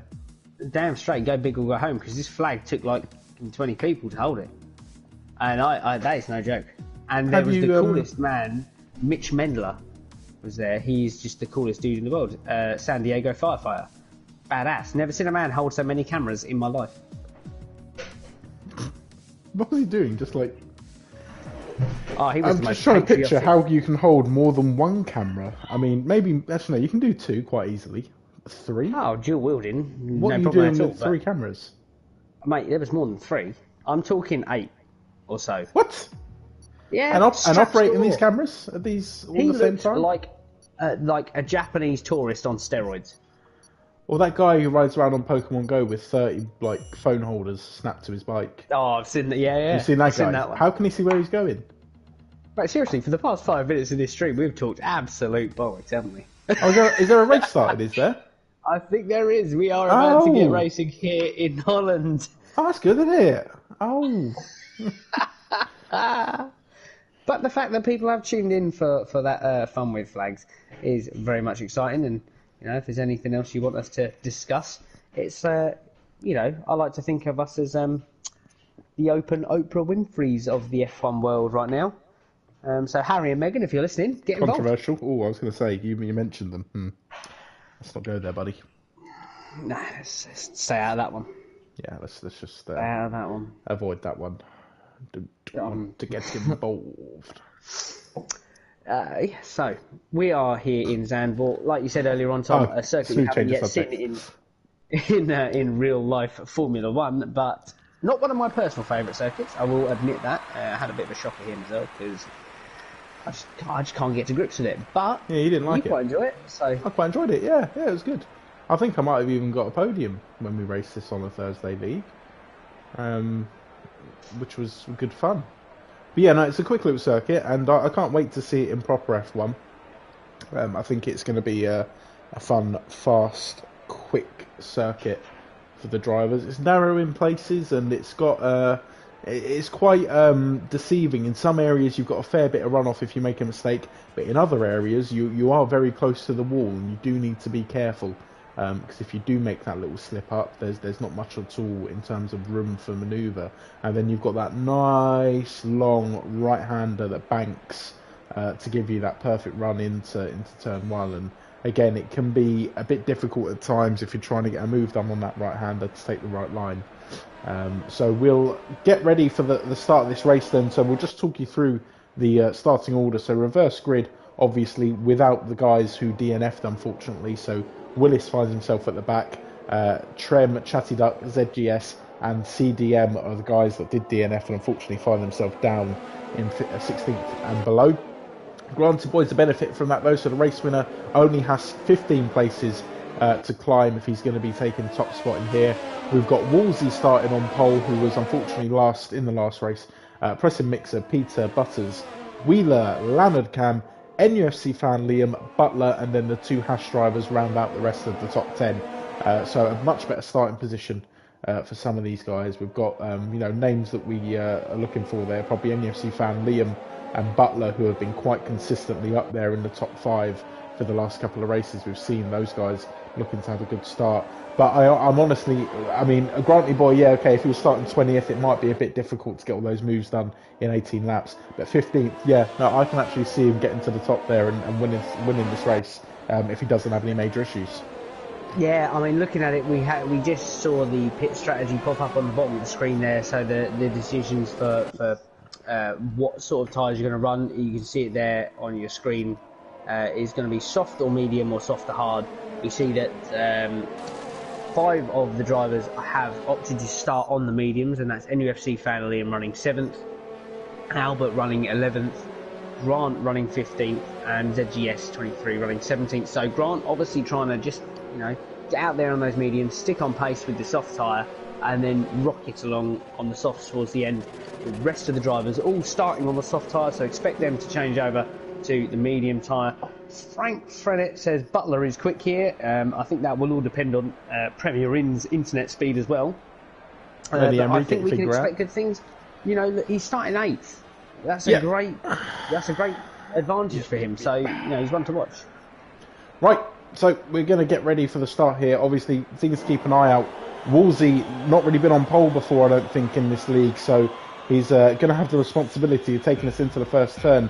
Hopefully no major issues, but we're 5 lights on the board there, and we are lights out when we're away. And it looks to be a good safe start from everyone there. No major issues off the start there. Wolsey does get a good launch and finds himself a good way up into first, but does send it wide into that first turn, so immediately loses first place, unfortunately, and has to cede that in the end. I think it's the Peter who's actually taken first place with Preston Mixer close behind. Virtual safety car out on the track already, and I'm not too sure what's happened there. I think it might be, a Ferrari. That's like Chutty Duck has dropped. Wolsey and Butler as well have had a bit of a nightmare there. So virtual safety car only 3-4 turns in to this race. We see the field is going to have to reset. I believe we do have Peter in the lead, followed by Preston Mixer, and then it's that order down from where we are. So we'll wait for the field to reset before we start to go through the order here. Once we come to the end of this VSC, there we go. It's all starting to go fourth now. So Peter leads, Preston Mixer third, Butters third, Osborne with a good start, and we're back up to racing speed here. So we'll keep an eye on the Red Bull driver as he makes his way round the final part of sector 3 here. He's got the long right-hander that banks to one side coming up with Preston Mixer hot on his heels. Further down the order, we've got Osborne in the Haas, who is really not too far away from Butters in the Renault. Maybe he's going to try and get a move done on the long straight here. Butters breaks to the right there to try and break his toe, I think, but it looks like Osborne is not going to have quite enough to get the move done on this occasion, but he's got some company coming up close behind. We have got Rockstar off the track, not DNF'd, but he is struggling there on the main straight, so it looks like a bit of an issue for the other Haas driver, whilst we see his teammate up there in 7th doing quite well. Rockstar has to come into the pits along with NUFC fan Liam and also Wheeler. A couple of penalties coming through now for ignoring yellow flags for Willis, and we've got Trem and Granty Boy who also have a couple of penalties, currently rocking a 5 second penalty each, 10 seconds for Willis, 5 seconds for Landcam as well. So yeah, a drama in the first couple of laps. Yeah, massive drama in the first couple of laps. I think one thing to really note on this circuit is that turn 3, that sort of... So I was just saying, Landcam looks like he's having a little go at Osborne here as they come round sector 3 here. He's going to have a good run on him. If he can keep a good exit onto the bank's right-hand turn, he's going to have a good look at him here. I don't think DRS is quite active yet. We'll see as he comes around the final part of this turn. He's not. I heard the beep, but his wing isn't open. So I don't think it is open just yet, and it looks like Osborne is safe for another lap at the moment. But we'll keep with this little pack here, the Mercedes and the Haas drivers. As I say, it's this turn here they're just coming up to now that can catch you out if you run too wide. And we see Peter off the circuit. I think he's just done exactly what I was about to mention. If you just click the... and Albert behind has made contact with the wall as well. I think he was trying to avoid car in the middle of the circuit, so unfortunate there. But I think if you just come a bit wide off the exit of that corner, clip your wheels on that... If you get onto that curb, it can be slippery. The power going down is just enough to send you into a spin into that wall, and there's obviously not much runoff there, so huge shame for those. It looks like Albert's going to come into the pit with wing damage. Yeah, safety car out as well, so if there is a time to pit and get that sorted, at least you've got the safety car getting you through that. So we've got a new leader then. Butters in the Renault finds himself in first place, and this is the benefit of the reverse grid. We're seeing obviously a complete change from the front runners that we had in the first race. Although that being said, we have got Granty Boy and Joseph Morados starting to make their way up through the pack, currently sitting 6th and 7th. Mogi a couple of points behind as well. And so is Trem as well. It's Trem, who was a DNF in Brazil, having a cracking start here, up 11 places to 8th position. He decides to go into the pit lane now, so I think... I was going to say, it looks like the majority of the field are heading into the pits. I think we're going to see a lot of people getting on the mediums. Yep, I think that's where a lot of people are lying here, with 14 laps to go. Obviously, if you're already on the mediums, it begs the question, where do you go on to? And Granty Boy's got the answer to that question. He's slung on the hards here. Obviously, confident he's going to have the pace, as has Osborne. I was going to say, it's a bit too long to go on the softs, those 14 laps, I think, around here. So, yes, going to need to get on the hards if you're already on the mediums. But if you weren't, then you've got a massive tyre advantage by starting on those softs. and slinging on those mediums. I think that's almost perfect round here, 14 laps on mediums. Yeah, I mean, we have 4 drivers who have stayed out, and that's Lanov Cam in the Mercedes, Wolsey in the Alfa Romeo, Mogi in the Williams, and M. Willis in the Racing Point. So those 4 drivers have stayed out on the softs. 3 laps hold. Wolsey trying to find his way back to the back to the front of the pack after what was a great start, unfortunately running wide into turn 1. We'll see how just that missed the fares braking zone, I think, didn't he? Just went a little bit deep. I think he got a bit excited, just outbraked himself a tad, and just ran a little bit wide into the dirt. Naturally, that's going to put a lot of grit onto your tyres, causing you grip issues for the next couple of corners as well. So, on the back foot there after turn 1, unfortunately for him. Should be said as well, James Punt has had a pretty good start, considering he was third in the last race. He's currently sitting in 8th position. So a good start there for the Mercedes driver as well. Butters, who was our leader at the start of this safety car, as we see now the front 4 drivers do make their way into the pits. So we're now going to see, I think it's going to be Osborne. No, Butters is going to retake the lead actually. So Butters is back in front now. The whole reshuffle is complete, and we'll see the Renault driver take his place back up to first. Butler, James Punt, Granty Boy and Joseph Morados find themselves occupying 3rd to 6th, so not taking too long at all for those guys who were starting towards the bottom end of the grid to make their way back to the front. 5-second penalty for pressing Mixer and Peter. Severe collision under the safety car, so that's going to be quite damaging for those guys. And Willis carrying a penalty as well at the moment, so that's a factor in for the end of the race. Yeah, I think there's going to be some big changes yet to come. Lap 5, I think there's going to be some huge changes. I'm intrigued to see how Pressing Mixer does here, because Pressing Mixer hasn't had the best. Is that another? Sorry, is that another penalty for those guys? 13 seconds of penalties for Peter. I think he just got another penalty on top of the one we just saw him get, so it's going to be a bit of a disaster for the Red Bull driver. Absolutely gutted for him. I thought he was going to have a really solid race here. Unfortunately, I think he just like we said, he just caught that apex. But news in, safety car is in this lap, so prepare yourselves for restart, because we're about to go racing again here in Zandvoort. It's a fun restart here as well. Obviously, you've got that banking right-hander leading onto a very long main straight, so plenty of opportunity for drivers to get a good restart here and spring a bit of a surprise. Just backing him up here. I think he's going to just try and catch him out on the apex in this corner here. Just get the power down now. Oh no, he's not taking your advice. He's still warming him up. He doesn't feel quite confident to go. And there he's gone. In my opinion, he's left it too late. And he's gone a little bit too early, I think, on those cold tyres. Luckily, he can still get into the pits, but we'll ride on board with someone who's going to be making a move imminently, I think, and that is NUFC fan Liam. He's right on the heels there of Granty Boy, and Peter's retired from the session as well. I'm not too sure. I think that might just be a combination of penalties, and he's decided he's had enough of this race. So Butters, a nightmare with a restart. NUFC fan Liam does get the overtake done on Granty Boy, which is not something we say very often, and he's straight away having a right good look up the inside of Butler as well, but has to back out of it in the end. Fantastic restart there for the McLaren driver here as he chases down Butler as well. It's this part of the circuit that I like. You can really sling it into these corners. Granty Boy gets back ahead.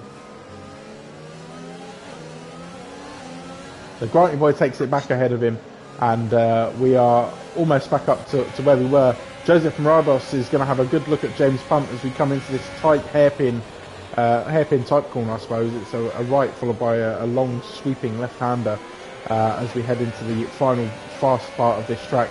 Osborne holding his own there at the front, going to keep up the pace. He's going to have a lot of work to do to fend off these talented drivers behind him. I was just going to say, just watching that stream back there, just for that split second that NUFC fan Liam opened the door just momentarily, and bang, Grant was there right up his inside like a rat up a bloody drain pipe. And he's done it again. He's just taken Butler on turn number 1, so already proving his worth and getting through the field very quickly.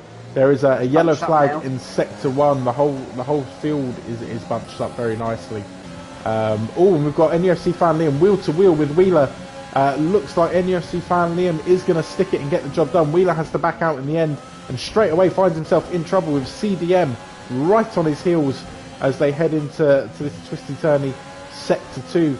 CDM's going to get the inside line on this turn, but does decide to back out in the fear that he might just get clipped from Wheeler as he comes across. And in turn, he's got a bit of company there. He's got Albert sending it up the inside and getting the move done. Fantastic work. On the softer tyre there, so slightly faster advantage. Chatty Duck trying to get in on the action as well. But CDM looking like he was maybe going to take Wheeler, finds himself now in position down. And Albert looking like he's lining up a nice little move here on Wheeler. Not too sure if DRS is open again.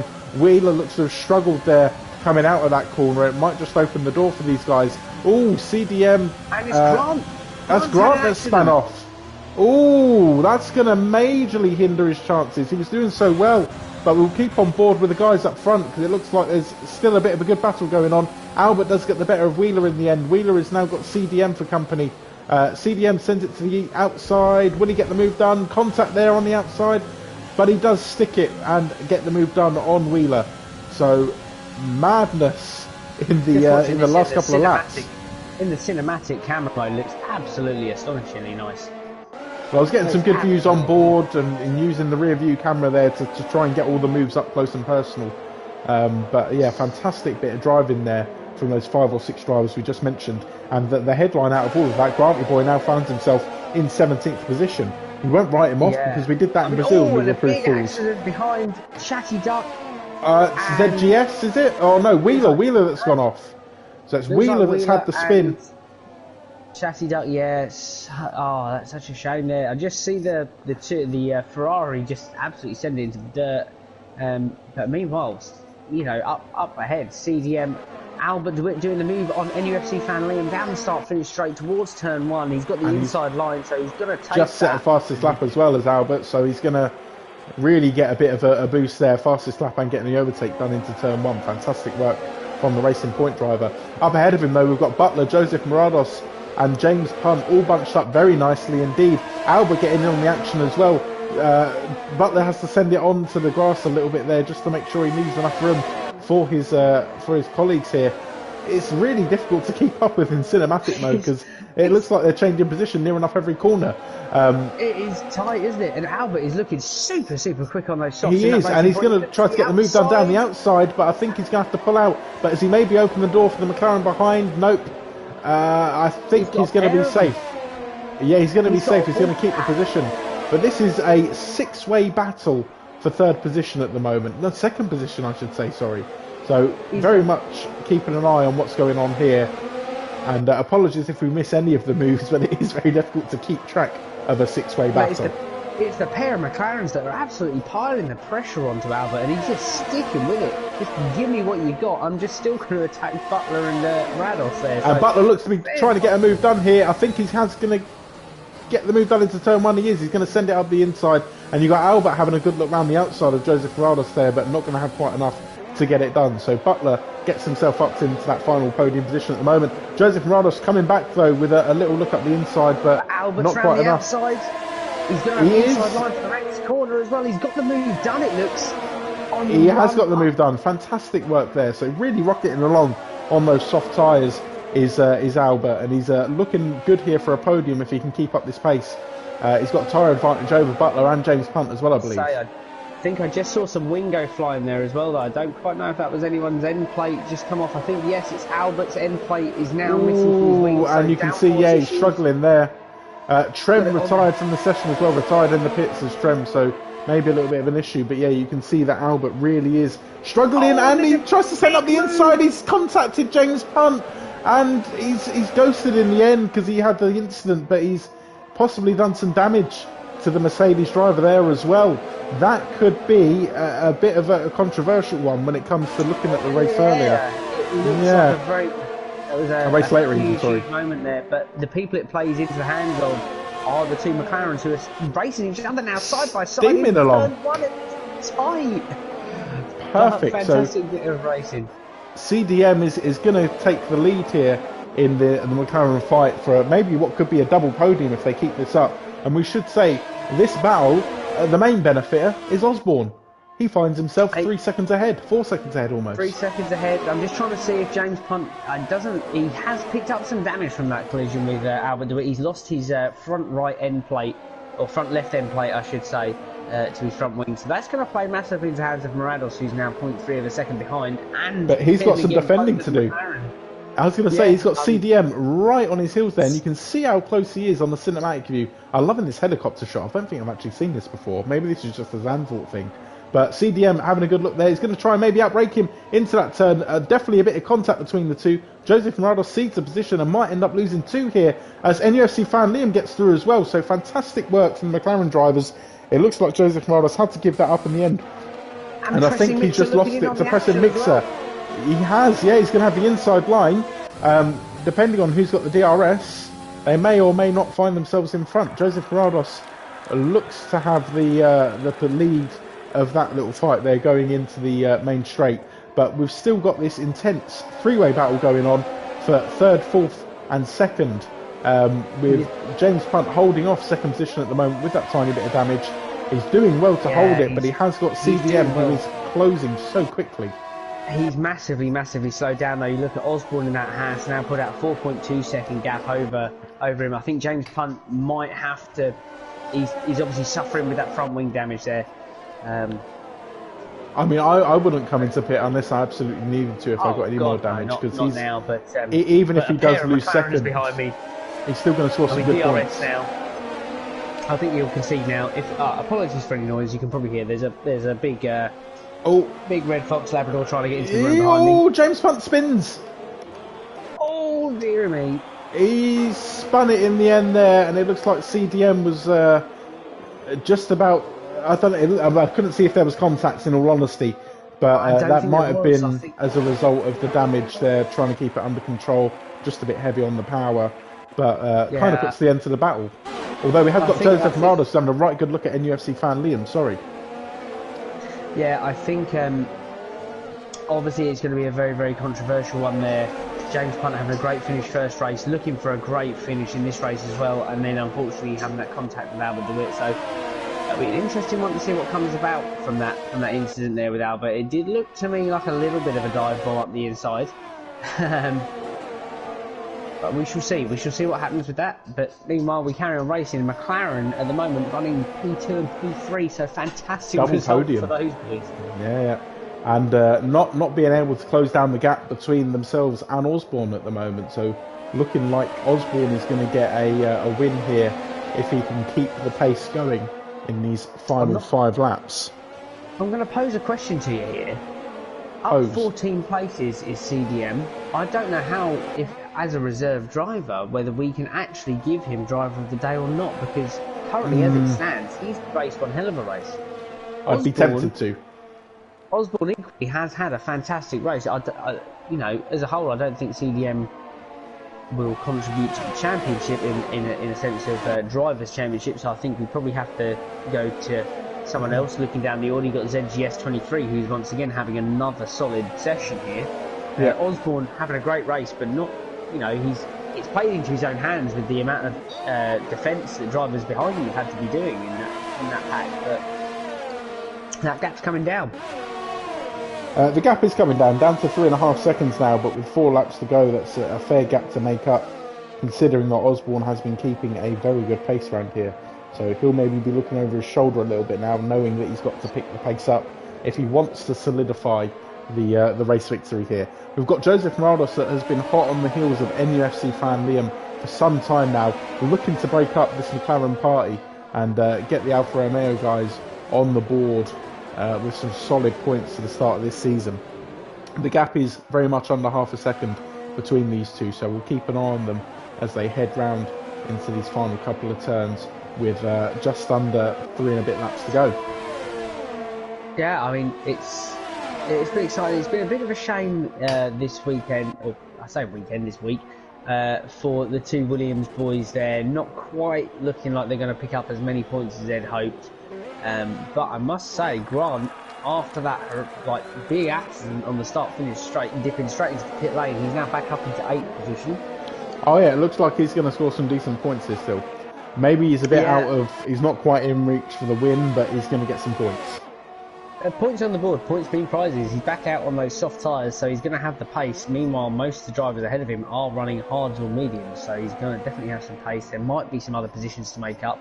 Within a lap, he's taken 2 seconds nearly off of Mogi, so he's now well within touching distance on the DRS zone, and there's a bit of a pack in front of Mogi as well. Actually, if you have a little look, you've got ZGS in the AlphaTauri and Preston Mix's Ferrari, so Grant's coming up. ZGS is having a good little look there as well, isn't he? He really is having a bit of a gander, so Grant might play into this on the banked corner as he breaks in behind Mogi. He's tight to him, looks to the outside, he's going to try and get the cut back up the inside on the banking. He's going to have a little look at an exit of this turn here onto the start-finish straight. He'll have DRS. He's going to be side by side and on the quick tyre as well. He's going to get that move done, but he's got Preston You've got Mixer. ZGS and Preston Mixer having their own little ding-dong ahead as well. That's only going to play into his hands as he just tries to cipher between the two of them. He's going to have to play this one absolutely beautifully, but he breaks late, deep into the turn there, and he's going to get the move done, maybe. He's going to get it done. Mixer, yes. Yeah, it was looking close though, like there might be a little bit of contact there, but well avoided from both Granty Boy and Preston Mixer. I think the ideal there was to get ZGS as well. I think that was the plan, dip in deep into that turn, try and get the cut back, try and get the tight exit out and power up past the pair of them, but he didn't quite get ZGS as he spins in front and contact. Oh, is that Granty Boy off again? Out. Oh, 5-second penalty as well for Grant for severe collision. Sorry, I was not keeping an eye on that. I was keeping an eye on the guys up ahead.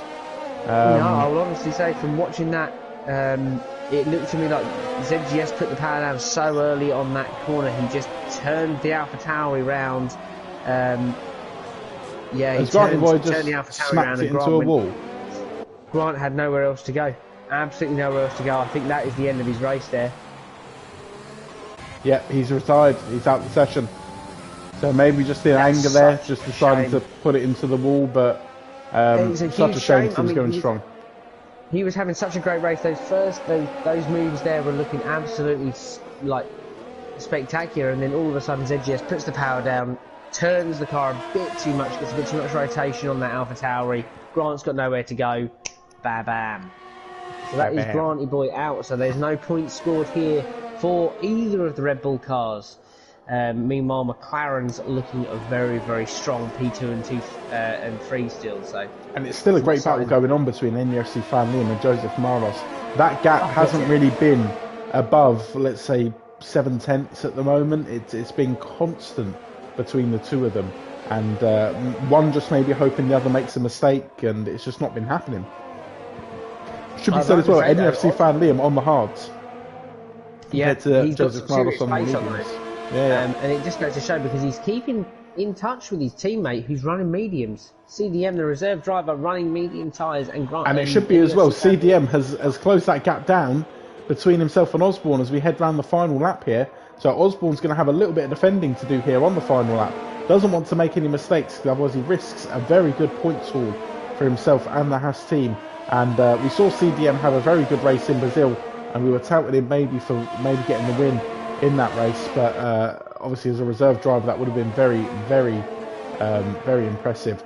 But Osborne is going to be having to do some fierce defending here to keep hold of his first race win for this season. Yeah, I mean, he's going to have to really, really defend getting into these final few turns, and especially as this is now the second DRS zone they're entering.